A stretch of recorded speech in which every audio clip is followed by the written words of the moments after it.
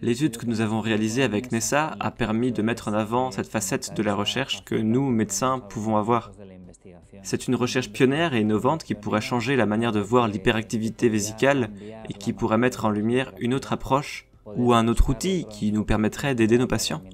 Parce qu'au final, c'est ce à quoi nous aspirons, améliorer la qualité de vie de nos patients.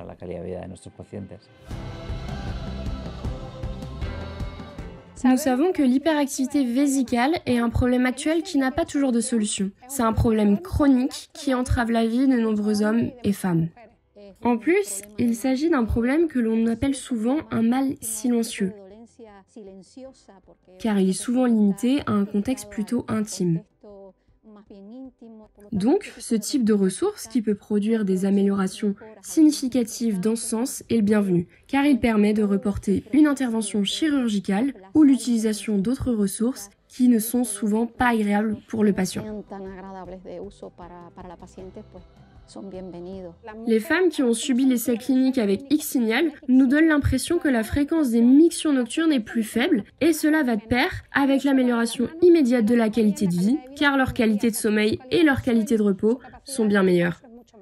Notre objectif avec ce projet est donc de construire les bases d'un traitement qui améliore la symptomatologie présentée par ces patients et surtout leur qualité de vie. Et nous nous sommes rendus compte que certains patients avaient de très bons résultats.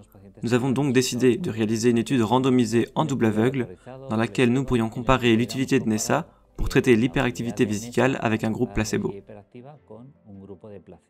L'expérience du service de gynécologie de l'hôpital maternel infantile de Las Palmas de Gran Canaria montre que X-Signal peut non seulement faire la lumière sur le traitement de l'hyperactivité vésicale, mais aussi que l'adhésion au traitement a été bien meilleure que prévu.